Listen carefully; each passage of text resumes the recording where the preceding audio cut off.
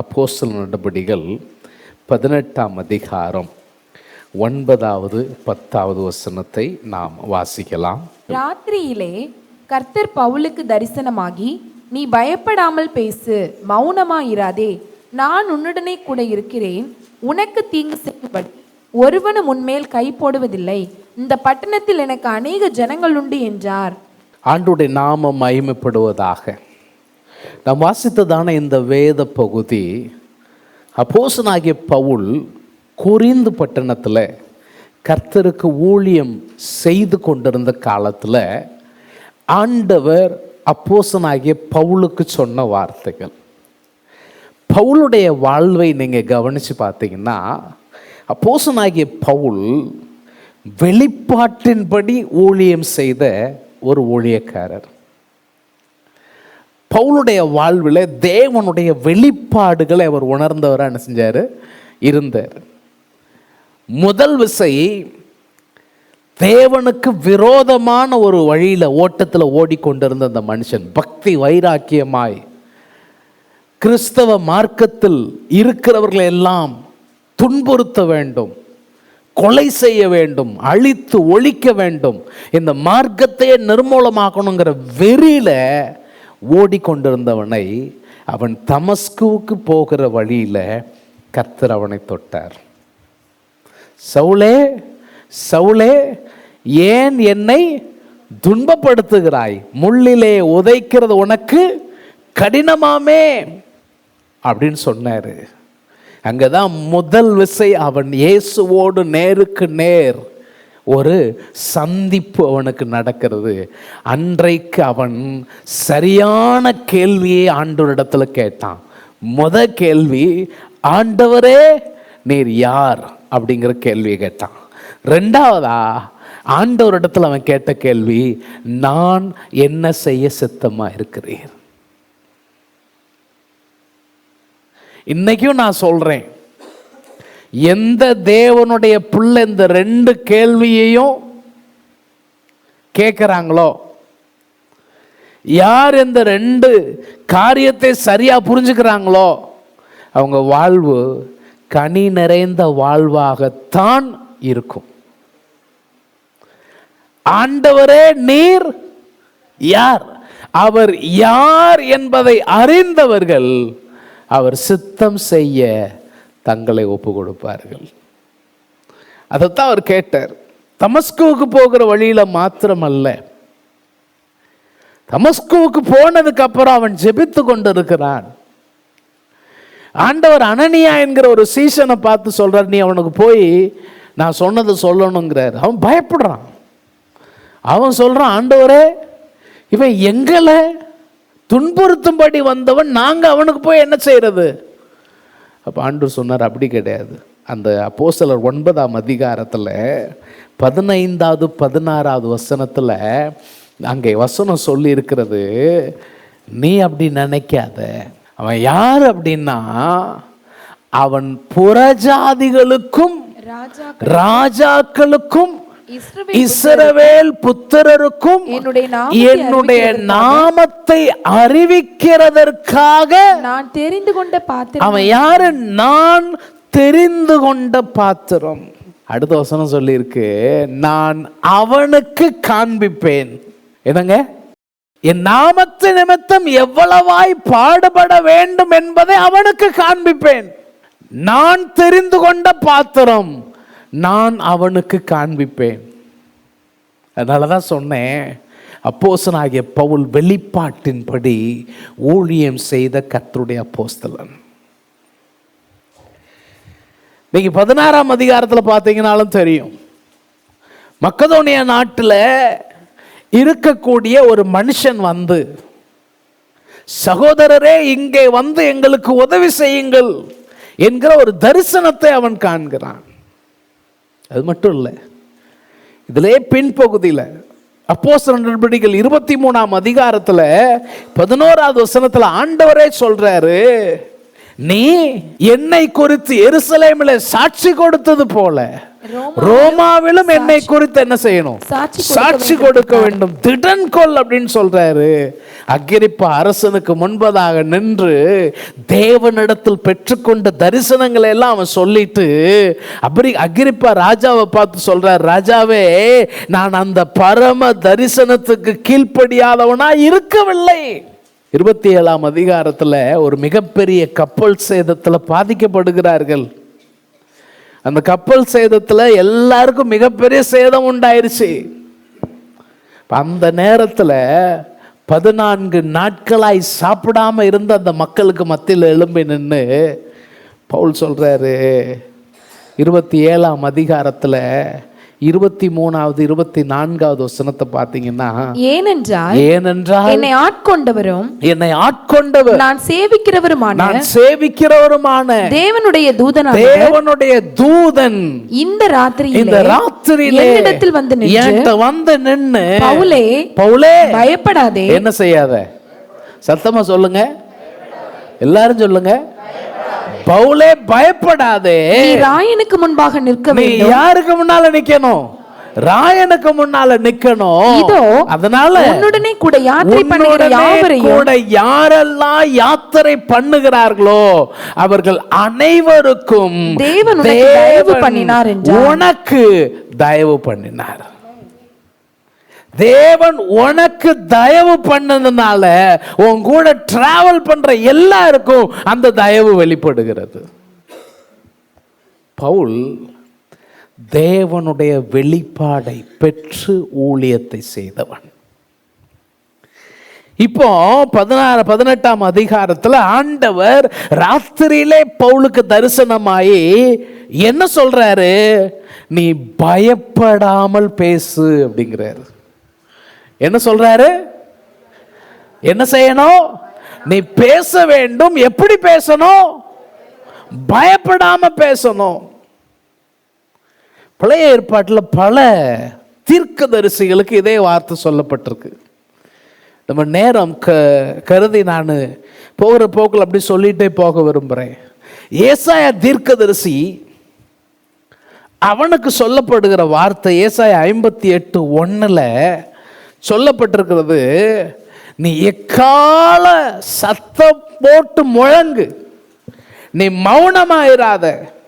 நீ என்ன சொல்லணும்னு சொன்னா, பயப்படாமல் அக்கிரமத்தையும் பாவத்தையும் குறித்து நீ தெரியப்படுத்தணும். எசேக்கியேல் தீர்க்கதரிசியை ஆண்டவர் ஊழியத்துக்கு அழைக்கும் பொழுதும் அந்த ஜனங்களை குறித்து சொல்லும் பொழுது, எசேக்கியேல் தீர்க்கதரிசனம் 2ஆம் அதிகாரம் 6வது வசனத்திலிருந்து 8வது வசனம், 3ஆம் அதிகாரம் 9 முதல் 11 வரைக்கும் உள்ள வசனங்கள், இந்த 2 பகுதியிலையும் ஆண்டவர் சொன்ன வார்த்தை, மனுபுத்திரனே, நீ அவர்களுக்கு என்ன செய்ய வேண்டாம், பயப்பட வேண்டாம். அவர்கள் வார்த்தைகளுக்கு அஞ்ச வேண்டாம். அவங்க வார்த்தைகளுக்கு அஞ்ச வேண்டாம். நெரிஞ்சல்களுக்குள்ளும் அவங்கள பத்தி நீ கவலைப்படாம, நான் உனக்கு சொன்ன என்னுடைய வார்த்தை அறிவி. 3ஆம் அதிகாரத்தில் சொல்லிருக்கு, அவர்கள் கேட்டாலும் சரி, அவர்கள் கேட்கலனாலும் சரி, நான் உனக்கு சொன்ன என்னுடைய வார்த்தை நீ என்ன செய்? அறிவிக்க வேண்டும். அறிவிக்க வேண்டும். நீ பயப்படாமல் பேசணும். ஏன் பயம் வரும்? பயம் ஏன் வருது? என்ன, பவுல் பல துன்பங்களை அனுபவித்தவர். அதனால அவருக்கு ஆண்டவர் சொல்றாரு, நீ பயப்படாத, நீ பயப்படாம பேசு, நான் உன் கூட இருக்கிறேன் அப்படிங்கிறத சொல்றாரு. இன்னைக்கும்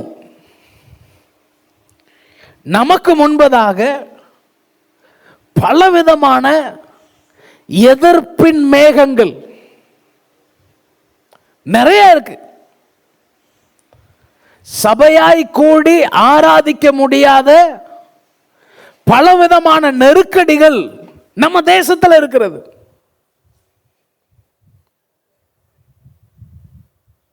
நம்ம தேசத்தில் இது போன்ற கடினமான சூழலை நாம பார்த்துட்டு இருக்கிறோம்.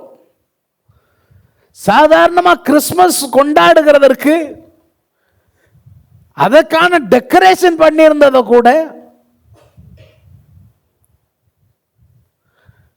என்ன பாடுபடுத்தினாங்க நம்ம தேசத்துல பார்க்கிறோம். செலிப்ரேஷன்ஸ் சின்னாபின்னம் பண்ணாங்க.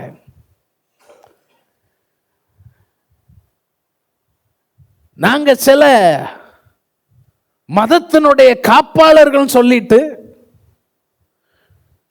எந்த விதமான மனசாட்சியும் இல்லாம நம்மளுடைய மக்கள் அமைதியா அவர்களுடைய கொண்டாட்டங்களை போய் நேரடியா கெடுக்கிறாங்க.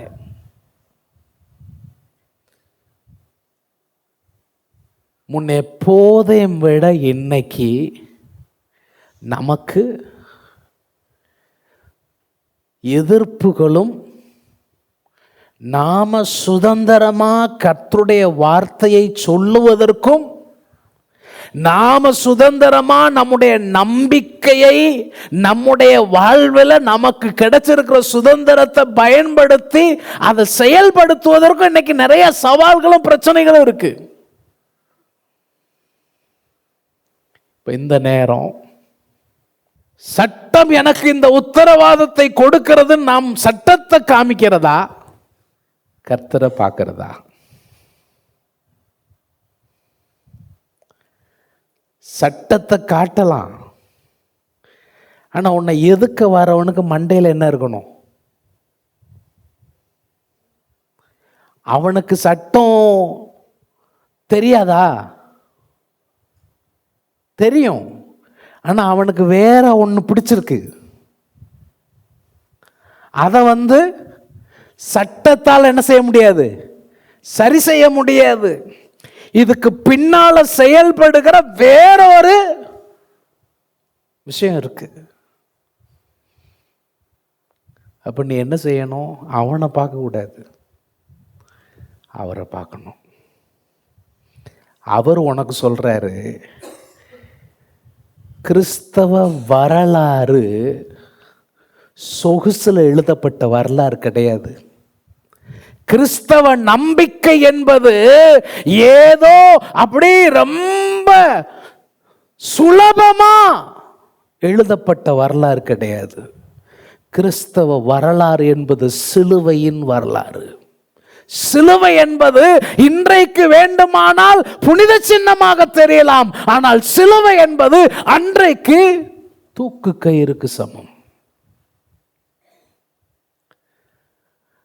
ஆண்டவர் தம்முடைய சீசனை பார்த்து சொன்னார், நீ பயப்படாம பேசு, நீ மௌனமா இருக்காத. தேவ பிள்ளையே, உன்னை சுற்றிலும் 1000 எதிர்ப்புகள் வர மாதிரி தெரியலாம், நீ மௌனமா இருக்கக்கூடாது, நீ பேசணும். நீ பேசணும். உன் நம்பிக்கையை நீ பறைசாற்ற வேண்டும். உன் நம்பிக்கையை நீ பேசக்கூடாதுன்னு உலகமே சொல்லட்டும், ஆனா உனக்குள்ள இருக்கிற ஆண்டவர், உன்னை ஆட்கொண்ட உன் ஆண்டவர் உனக்கு வெளிப்பாட்டை தந்து, உலகில் பெரிய ஐஸ்வர்யவான்களும் பெரிய கனவான்களும் ஞானவான்களும் எல்லாம் பெற்றுக்கொள்ளாத ரட்சிப்பின் மேன்மையை உனக்கு தந்ததற்கு காரணம் இருக்கிறது. அதனால நீ பேசணும். அவன் கேட்கிறான் கேட்கல, நீ பேசணும். அதைத்தான் வேதம் நமக்கு கற்றுக் கொடுக்கிறது. நீ பயப்படாமல் பேசு. பவுல் சொல்லுவாரு, எனக்கு நிறைய போராட்டங்கள் இருந்தது. நிறைய வசனங்களை சொல்ல முடியும். ஒரே ஒரு வசனத்தை நான் காண்பிக்க விரும்புகிறேன், காண்பித்து அடுத்த பகுதி போக விரும்புகிறேன். 1 தெசலோனிக்கேயர் 2ஆம் அதிகாரம் 2வது வசனத்தை பாருங்க. உங்களுக்கு தெரிந்திருக்கிறபடி, எல்லாம் கவனிங்க. யாருக்கு அப்படின்னா யாருக்கு? அந்த சபை மக்களுக்கு. சரியா? உங்களுக்கு தெரிந்திருக்கிறபடி முன்னே பிலிப்பி பட்டணத்திலே, அவர் அங்க இருந்து தெசலோனிக்கே தெசலோனிக்கே பெரையா பெரையால இருந்து ஏதென்ஸ் ஏதென்ஸ்ல இருந்து கொரிந்துக்கு வந்திருக்கிறார். இவ்வளவு நான் கதையா சொன்னேன்னா நேரம் ஆயிரும். அதைத்தான் அவர் தெசலோனிக்கே பட்டணத்துக்கு எழுதுறாரு, நிருபத்தை எழுதுறாரு. எழுதும்போது சொல்றாரு, முன்னே பிலிப்பி பட்டணத்திலே நாங்கள் பாடுபட்டு நிந்தை அடைந்தோம். நாங்க என்ன பட்டோம்?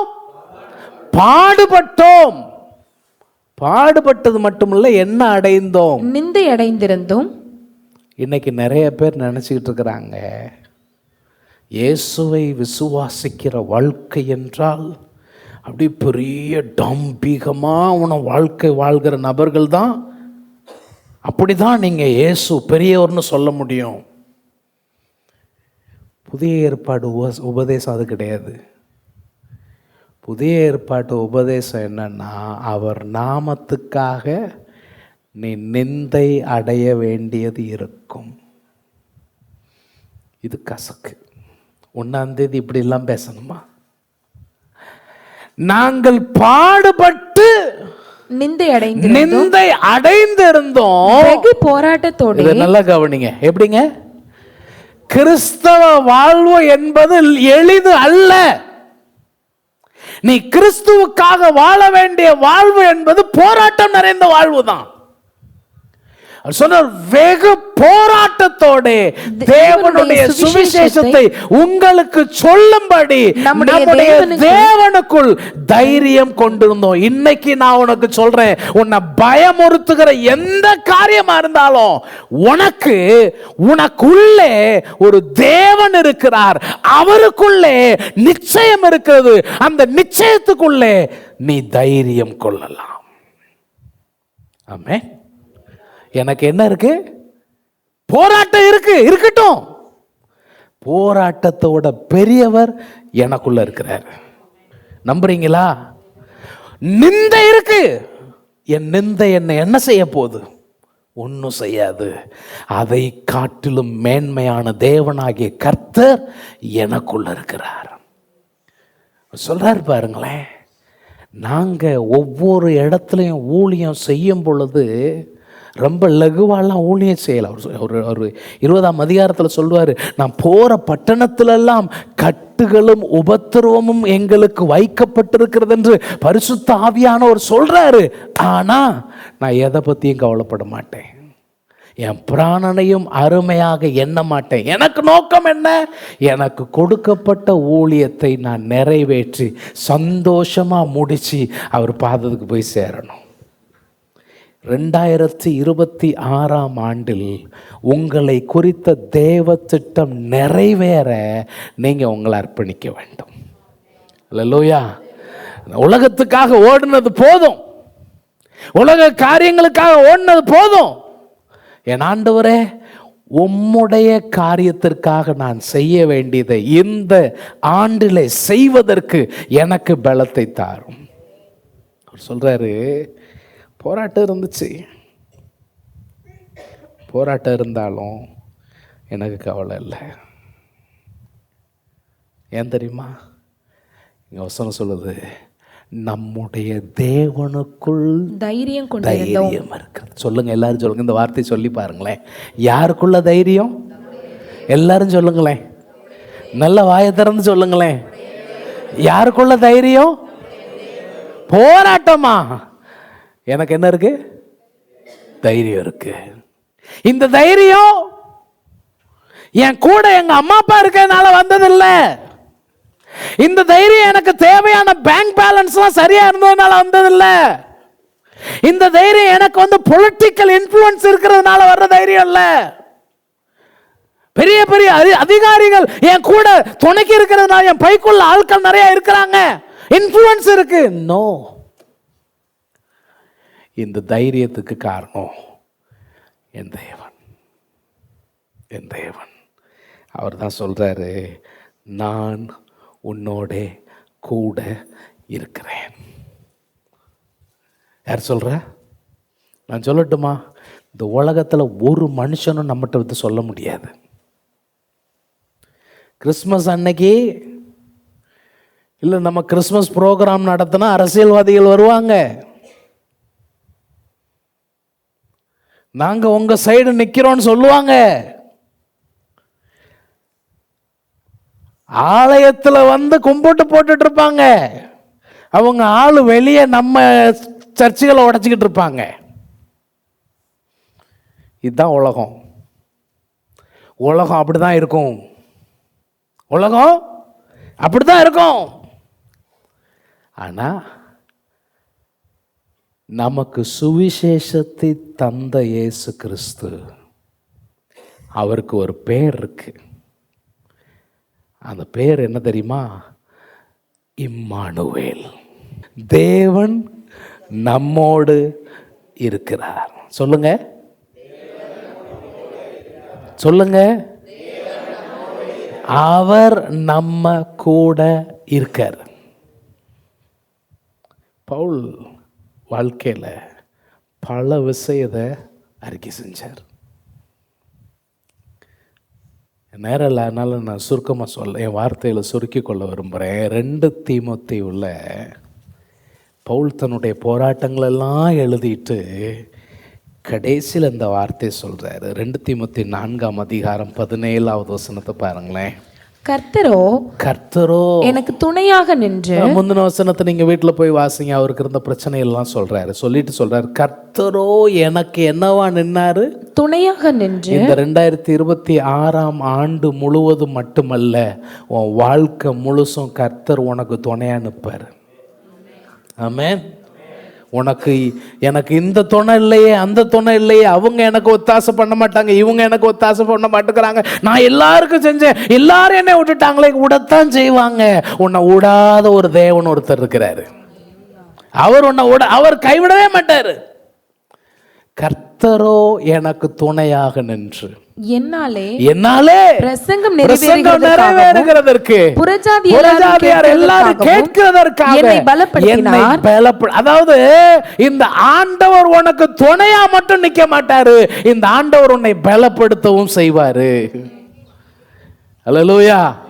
உன்னை பலப்படுத்தி எந்த காரியத்துல நீ வீக்கா இருக்கிறையோ அந்த காரியத்தில் உன்னை பலனடைய செய்து உன் மூலமா கிரியை செய்கிறதற்காகத்தான் உனக்கு துணையாய் தேவனாகி கர்த்தர் இருக்கிறார். அல்லேலூயா. சொல்றாரு, கடைசியில் சொல்றாரு பாருங்க, சிங்கத்தின் வாயில இருந்தும் நான் ரட்சிக்கப்பட்டேன். எங்க இருந்து அப்படின்னா என்ன அர்த்தம்? வேற மாதிரி சொல்லுவோன்னு சொன்னா, மரணத்துக்கு பக்கத்தில் போயிட்டு வந்துட்டேன். நான் சொல்லட்டுமா, உன்னை குறித்த ஒரு தேவ திட்டம் இருக்கிறதுன்னு சொன்னா, அந்த தேவ திட்டம் நிறைவேறுகிறதற்கு முன்னால சிங்கத்து வாய்க்குள்ள நீ போனாலும் அங்கிருந்து உன்னை கர்த்தர் வெளியே கொண்டு வந்துடுவார். அல்லேலூயா. அந்த ஆண்டவர் பவுலை பார்த்து சொல்றாரு, நீ பயப்படாம பேசு, மௌனமா இருக்காத. பேசக்கூடாதுன்னு சொன்னா பேதுரு மாதிரி சொல்லணும், உங்களுக்கு கீழ்ப்படுகிறதா தேவனுக்கு கீழ்ப்படுகிறதா, எது நியாயம்னு நீங்க பாருங்கன்னு கேட்கணும். நாங்கள் கண்டவைகளையும் நாங்கள் அனுபவித்தவைகளையும் நாங்கள் சொல்லாம இருக்க முடியாதே. நான் உன் கூட இருக்கிறேன். தொடர்ந்து சொல்றாரு, உனக்கு தீங்கு செய்யும்படி ஒருவனும் உன் மேல கை போடுவது இல்லை. பவுல் ரோமர்ல எழுதுறாரு. இதெல்லாம் குறித்து நாம என்னத்தை சொல்லுவோம்? தேவன் நம்முடைய பட்சத்தில் இருப்பாரானால் நமக்கு விரோதமாக இருப்பவன் யார்? யார் விரோதமா இருக்க முடியும்? தொடர்ந்து சொல்றாரு, இந்த பட்டணத்தில் எனக்கு அநேக ஜனங்கள் உண்டு. அதாவது ரட்சிப்பின் செய்தியை சொல்லுகிற வேலை தான் நம்ம வேலை. ஜனங்களை தெரிந்து கொண்டு ரட்சிக்கிற வேலை அவர் வேலை. எவனாவது நீ மதம் மாற்றுறன்னு சொன்னா கேஸ் அவர் மேலே போடு, என்கிட்ட வராதன்னு சொல்லுங்க. ஏன்னா என் வேலை என்ன கிடையாது. யாரும் யாரையும் என்ன செய்ய முடியாது, மாற்ற. அந்த அளவுக்கு இன்னைக்கு எல்லாரும் விரல் நுனியில் எல்லாத்தையும் வச்சுருக்கான். ஒருத்தரும் என்ன செய்ய முடியாது, மாற்ற முடியும். பேச்சுக்கு சொல்லலாம், இவங்க காசை கொடுக்காங்க, என்ன செய்கிறாங்க, ஆசை வார்த்தை காட்டுறாங்க. எலெக்ஷன் நேரத்தில் ஆசை வார்த்தை காட்டுறதெல்லாம் அரசியல் கட்சிகள் தான்.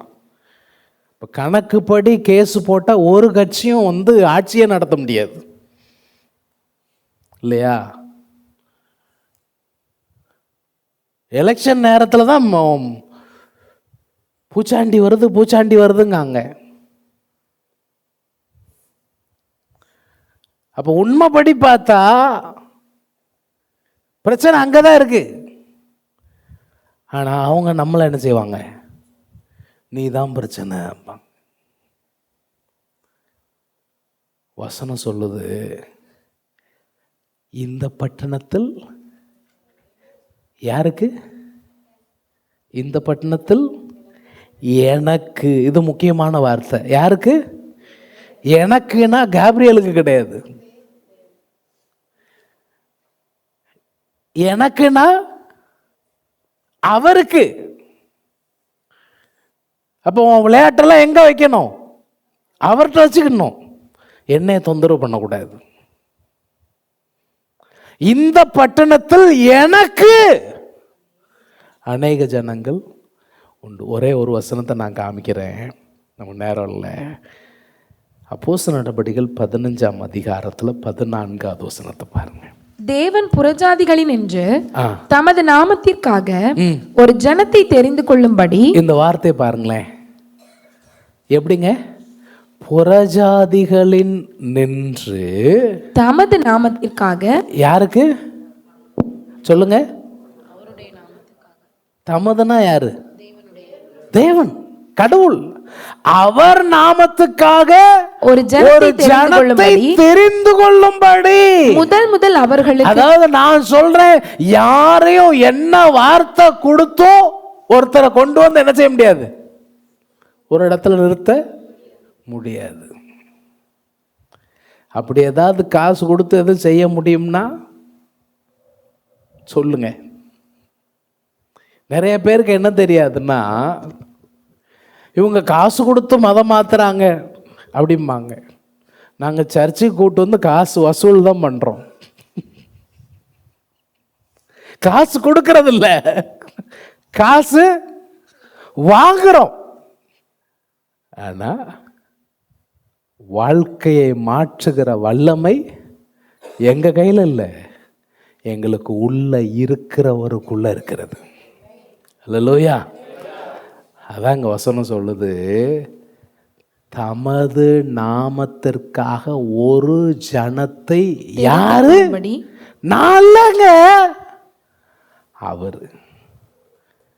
உலக தோற்றத்துக்கு முன்னமே எங்கேயோ கிடந்த என்ன அவர் நாமத்துக்காக சூஸ் பண்ணது போல, இன்னைக்கும் அவர் திரும்ப வார வரைக்கும் ஒரு கூட்ட ஜனத்தை அவர் சூஸ் பண்ணிக்கிட்டே இருக்கிறாரு.